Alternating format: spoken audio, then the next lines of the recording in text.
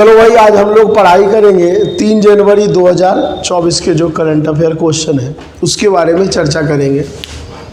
Point पे आते हैं डायरेक्ट। सबसे पहला सवाल यदि देखा जाए तो सबसे पहला सवाल लक्षद्वीप से पूछा गया है करंट अफेयर में।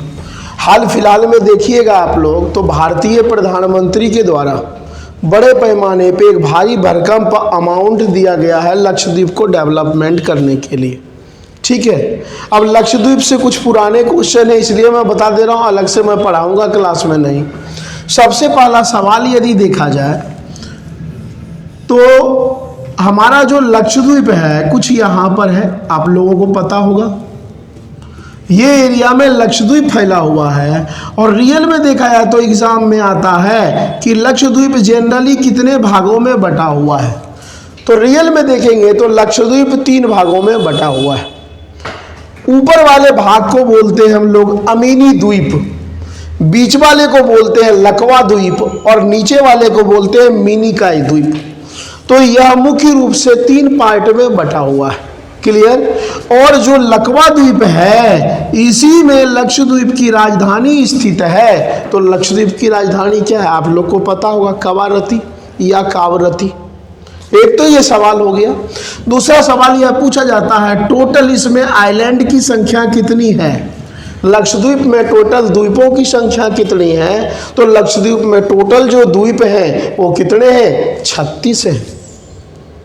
फैक्चुअल सब सवाल पूछे जाते हैं। यह भी पूछे जाते हैं कि भारत का कौन सा आइलैंड प्रवाल भित्ति से बना हुआ है, कोरल रीफ से बना हुआ है। तो लक्षद्वीप कंप्लीट रूप से मूंगे की चट्टान, कई बार हिंदी में आता है मूंगा की चट्टान, तो मूंगे की चट्टान से या प्रवाल भित्ति से जो बना हुआ क्षेत्र है वह कौन सा है, तो लक्षद्वीप। यहां पर मैक्सिमम मुस्लिम आबादी रहा करते हैं। ठीक है, लेकिन यहाँ के लोग बाग मुस्लिम आबादी होने के बजाय उर्दू में बात नहीं करते हैं। उर्दू इनका मेन लैंग्वेज नहीं है। इनका जो मेन लैंग्वेज है वह कौन सा है, मलयालम। यह क्वेश्चन आपके एग्जाम में कई बार पूछा गया, हालांकि कोरल वाला भी पूछा गया। तो मलयालम यहाँ का मुख्य लैंग्वेज है। केरल भी जाएंगे, केरल में भी बहुत सारी मुस्लिम आबादी है, वहाँ का जो मेन लैंग्वेज है वहाँ केरल का भी मलयालम है। क्लियर है यहाँ तक। अब इसके बाद और भी कुछ प्रश्न है उसे देखते हैं हम लोग। आपसे यह भी पूछा जा सकता है कि लक्षद्वीप किस ओशियन में है। तो ये अरब सागर हो गया, ये बंगाल की खाड़ी हो गया, नीचे क्या हो गया, हिंद महासागर। इस साइड आप आएंगे तो यहाँ पे आप देखिएगा, यहाँ पे एक छोटा सा कंट्री है, आप लोगों को पता है, बोलिए मत, उसका नाम है मालदीव। मालदीव की राजधानी माले है। अब यहाँ से सवाल क्या पूछा जाता है, एक सवाल लक्षद्वीप से पूछा जाएगा 8 डिग्री चैनल और एक पूछा जाता है 9 डिग्री चैनल। ध्यान रखिएगा 8 डिग्री चैनल किसे किसे अलग करती है। तो यहाँ पे एक आइलैंड एरिया है, इस आइलैंड एरिया का नाम है मिनिकॉय द्वीप। तो 8 डिग्री चैनल या 8 डिग्री अक्षांश रेखा मिनिकॉय द्वीप और मालदीव एक दूसरे से क्या हो रही है, अलग हो रही है। और ऊपर आप आएंगे मेन लक्षद्वीप का एरिया है। तो लक्षद्वीप और मिनिकॉय द्वीप कितने डिग्री चैनल के द्वारा अलग हो रहे हैं, तो 9 डिग्री चैनल के द्वारा अलग हो रहे हैं। तो इतने कुछ मुख्य तथ्य थे लक्षद्वीप से रिलेटेड। ठीक है, इतना यदि आप कवर कर लेते हैं तो एग्जाम में जो है ना यहीं से लगभग क्वेश्चन घुमाते रहते हैं। एक क्वेश्चन मैं आपको देता हूं यहां से कि सभी आइलैंड में, या आपको मैं क्वेश्चन देता हूं, क्वेश्चन मार्क आप लोग कमेंट करके बताइएगा, यूटी अभी कितने हैं, यूनियन टेरिटरी 8। ठीक है, लक्षद्वीप का पोजीशन यूटी में एरिया वाइज कितने नंबर पे है, क्लियर। एक दूसरा लिटरेसी रेट, पढ़े लिखे लोग यहाँ कितने % हैं, यह जरूर हमें बताइएगा। क्लियर है। यहाँ के लोगों का जो रोजगार है, मेन जो है ना रोजगार जो है, वहाँ पे सदाबहार वन पाए जाते हैं, एवरग्रीन फॉरेस्ट। तो लोग नारियल हो गया, नारियल की खेती करते हैं, मसाला की खेती करते हैं, तो वो सब अपना जीवन व्यतीत इसी पे करते हैं। क्लियर है? अब अगले सवाल की ओर बढ़ते हैं। अगला सवाल भाई आया है जल जीवन मिशन। सीधा सा आपसे पूछा जाएगा कि जो जल जीवन मिशन है इसकी शुरुआत कब हुआ है?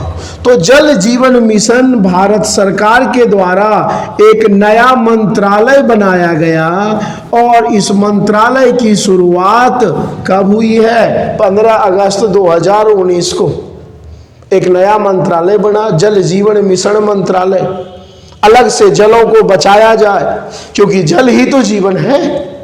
तो जल मंत्रालय का गठन कब बनाया गया? तो 2019 में, और इसके अंदर जल जीवन मिशन की शुरुआत किया गया। आपसे यह भी पूछा जा सकता है कि अभी वर्तमान समय में जल मंत्री कौन है? तो वर्तमान समय में जल मंत्री गजेंद्र सिंह शेखावत है। क्लियर है? इतना याद रखिएगा। अगले प्रश्न की ओर बढ़ते हैं। अगला प्रश्न मैं आपको पहले भी बता चुका हूं। हाल फिलहाल में देखिएगा, जो चीता हैं उन्होंने 3 शावक को जन्म दिया है, जिसमें से 2 एक्सपायर कर गए, 1 बचे हैं। तो चीता प्रोजेक्ट रिपीटेशन हो सकता है, क्वेश्चन आपके एग्जाम में पूछ दे कि भारत सरकार के द्वारा चीता प्रोजेक्ट कब से चलाया जा रहा है? तो भारत सरकार के द्वारा 17 सितंबर सन 2022 को चीता प्रोजेक्ट शुरू किया गया और इसी के तहत 2 देश से चीता लाए गए और दोनों अफ्रीकन कंट्री है। आप लोग को पहले मैं बताया हूं। वो 2 अफ्रीकन कंट्री कौन कौन सा है बताओ? एक नामीबिया है, तो दूसरा क्या है भाई? South Africa. नामीबिया से 12 चीते लाए गए और साउथ अफ्रीका से 8 चीते लाए गए, टोटल 20। और इन सभी चीतों को मध्य प्रदेश के, एमपी के कौन से नेशनल पार्क में रखा गया? तो कूनो नेशनल पार्क में इन सभी को रखा गया। तो ये सब थोड़ा ध्यान रखिएगा, है ना। अगले प्रश्न की ओर बढ़ते हैं। अगला क्वेश्चन भाई पॉलिटी से चर्चा का सब्जेक्ट रहा है और वह रहा है भाग 12। सीधा सा पूछा जाता है कि भाग 12 में क्या है? तो भाग 12 की बात करें तो इसमें फाइनेंस कमीशन है, वित्त आयोग की चर्चा है। क्लियर? तो भाग 12 में क्या है? वित्त आयोग है। और टोटल आर्टिकल यदि हम देखें तो इसमें आर्टिकल यदि देखा जाए 264 से लेकर कितने आर्टिकल तक है? 300A तक है। क्लियर है? अब सबसे पहला सवाल, कुछ आर्टिकल अभी चर्चा में रहा था, तो जो चर्चा में रहा है मैं उसके बारे में बता देता हूं कौन कौन आर्टिकल चर्चा में रहा। पहला आर्टिकल चर्चा में रहा 270 कि भारतीय संविधान का अनुच्छेद संख्या 270 क्या है? ये कई बार पूछा जाता है। तो 270 बड़े आराम से समझ लेना। 270 है इनकम टैक्स। सेंट्रल गवर्नमेंट का जो इनकम होता है वह कितना राज्य सरकार, राज्य को देते हैं सेंट्रल गवर्नमेंट। तो सेंट्रल गवर्नमेंट का जो इनकम टैक्स होता है वह कितना राज्य को देगा, कितना अपने पास रखेगा, तो उसके बंटवारे की बात आर्टिकल संख्या 270 में करता है। क्लियर है? टैक्सों का बंटवारा स्टेट और सेंट्रल के बीच। क्लियर है? अगला यदि देखा जाए तो अगला आर्टिकल आपके पास आ रखा है 273। तो आपको पता है 273 स्पेशली उन्हें अधिकार देता है जो जूट उत्पादक राज्य है। जूट आप लोग समझते हैं ना, सरकारी जो जूट के बोरे जो आते हैं, तो जूट उत्पादक राज्यों को भारत सरकार एक बहुत ज्यादा मुआवजा देता है। तो उसकी चर्चा किसमें है? तो आर्टिकल संख्या 273 में। उसके बाद चर्चा में रहा है भाई 275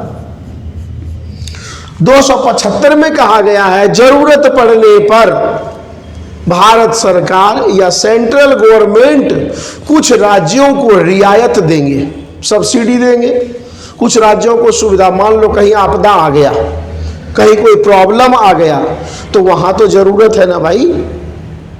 तो किस आर्टिकल के जरिए रुपया पैसा उन्हें अनुदान देंगे? तो 275 के जरिए उन्हें अनुदान वगैरह देंगे। अगले आर्टिकल की बात करें तो अगला आर्टिकल है 280। इसमें डायरेक्ट कहा गया वित्त आयोग, फाइनेंस कमीशन। तो फाइनेंस कमीशन की चर्चा भारतीय संविधान के किस आर्टिकल में है? तो 280 में है। और उसके बाद एक और है भाई 281 में है। मुख्य रूप से देखा जाए वित्त आयोग की सिफारिश, जो फाइनेंस कमीशन है वो अपना सिफारिश भी तो करेंगे सेंट्रल गवर्नमेंट से। मान लो सेंट्रल गवर्नमेंट किसी स्टेट को रुपया नहीं दे रही है या उस राज्य को ज्यादा जरूरत है रुपया का, तो वित्त आयोग ही तो बताएंगे कि यहाँ प्रॉब्लम है, तो सिफारिश करेंगे। सिफारिश करने के बाद सेंट्रल गवर्नमेंट उसे अनुदान के रूप में या जैसे रुपया उपलब्ध कराएंगे। तो वित्त आयोग की सिफारिश 281। क्लियर है? इसमें क्या पढ़े? बंटवारा इनकम टैक्स। इसमें क्या पढ़े? जूट। इसमें क्या पढ़े? अनुदान। इसमें क्या पढ़े? Finance commission. इसमें फाइनेंस कमीशन की सिफारिश की बातें कहेंगे। क्लियर है? अब यहां से भाई अभी हाल फिलहाल में आप देखिएगा तो पिछले महीने में देखिएगा एमपीपीएससी का पेपर हुआ था, उसमें पूछ दिया था 12वें वित्त आयोग के अध्यक्ष कौन थे। 12वें वित्त आयोग के अध्यक्ष रंगराजन थे। तो कुछ वित्त आयोग है फाइनेंस कमीशन के अध्यक्ष जो आपको याद रखना होगा। सबसे पहला सवाल है पहले वित्त आयोग के अध्यक्ष कौन थे? तो फर्स्ट वित्त आयोग के जो अध्यक्ष की हम बात करें उनका नाम था केसी नियोगी। ठीक है, पहले वित्त आयोग के अध्यक्ष केसी नियोगी थे। और अभी प्रेजेंट टाइम में भारत में कौन सा वित्त आयोग चल रहा है? 15वां वित्त आयोग चल रहा है। और 15वां वित्त आयोग के अध्यक्ष नंद किशोर सिंह हैं। क्लियर है? पहले के केसी नियोगी, नंद किशोर सिंह। आपको कुछ बैक में याद रखना पड़ेगा। 14, 13, 12 आपको बता ही दिए। अभी यूपी एमपीपीसीएस में पूछा रंगराजन कमेटी। तो रंगराजन जो कमेटी है वह कितने नंबर के आयोग के अध्यक्ष थे? तो रंगराजन जो कमेटी थे वो 12वें के हेड थे। अब बचा भाई 13 और 14। तो 13वें कमेटी के जो अध्यक्ष थे उनका शॉर्ट में नाम याद रखना केलकर। और 14वें के जो थे उनका नाम है वाईवी रेड्डी। वाईवी रेड्डी। ये हो गया रंग राजन। ये क्या हो गया भाई?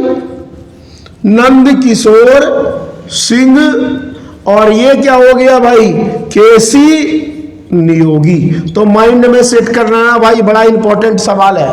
पहला केसी नियोगी, 15वां चल रहा है नंद किशोर सिंह कमेटी, 14वां वाईवी रेड्डी, 13वां केलकर कमेटी, 12वां कौन है? रंगराजन। तो इतना आपको याद रखना, इतना करंट अफेयर में था तो मैं आप लोगों को बता दिया।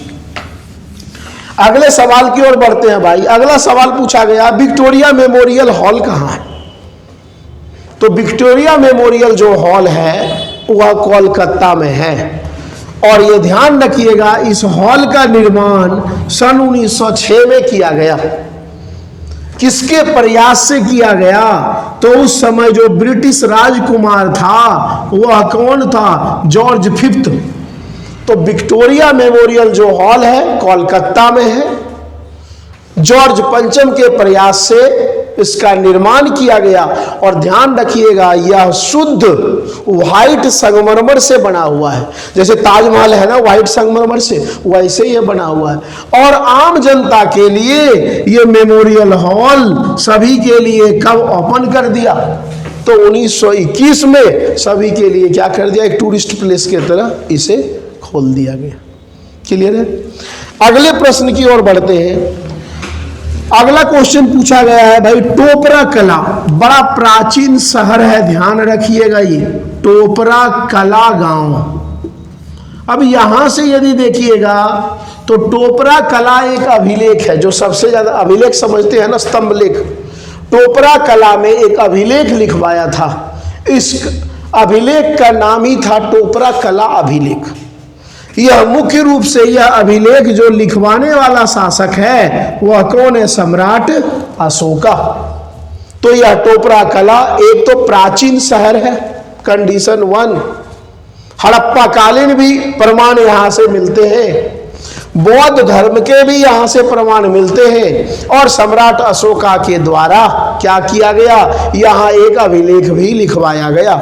लेकिन पूछा जाता है प्रेजेंट टाइम में यह अभिलेख अब कहां है? तो प्रेजेंट टाइम में कहां है भाई? तो फिरोज शाह जो कोटला स्टेडियम है ना उसके आसपास है। और मुख्य रूप से यदि देखा जाए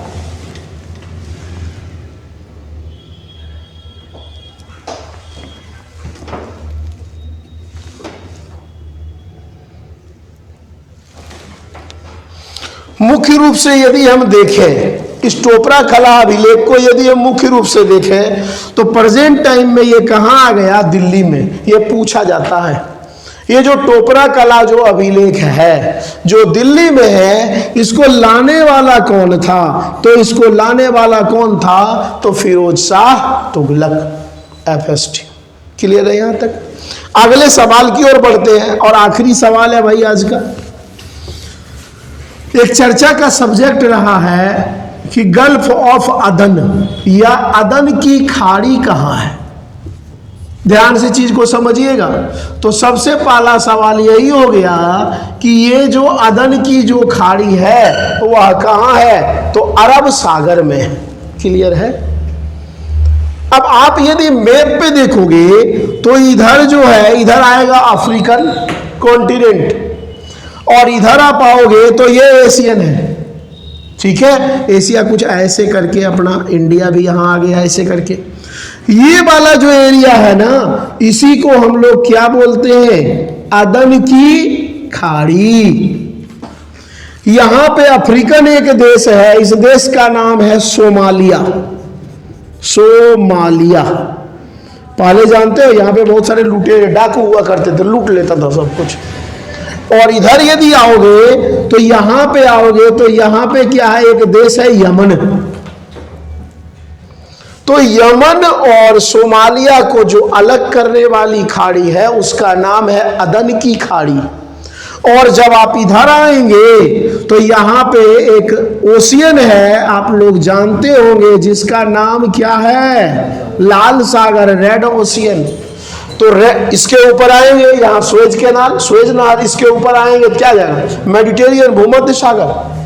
तो ये सवाल आपसे पूछा जाता है, लाल सागर और अदन की खाड़ी दोनों पानी वाला एरिया है, इसको जोड़ने का काम कौन करता है? तो इसको जोड़ने का काम, यहां पे आप आइएगा तो इसको जोड़ने का काम करता है बाब एल मांडेव। ये क्वेश्चन भाई कई बार पूछा गया है आपके एग्जाम में कि बाब एल मांडेव जो जल संधि है वो किस एरिया को जोड़ता है? तो अदन की खाड़ी और लाल सागर को जोड़ने का काम करता है। कई बार आ जाता है क्वेश्चन, आंसुओं का प्रवेश द्वार किसे कहते हैं? तो आंसुओं का प्रवेश द्वार किसे कहते हैं? तो बाब एल मांडेव को। क्लियर है? और यदि देखा जाए तो और तो भाई कोई क्वेश्चन यहाँ पे बना नहीं है। 3 तारीख में हम लोग फिर नेक्स्ट क्लास में। ओके, ठीक है।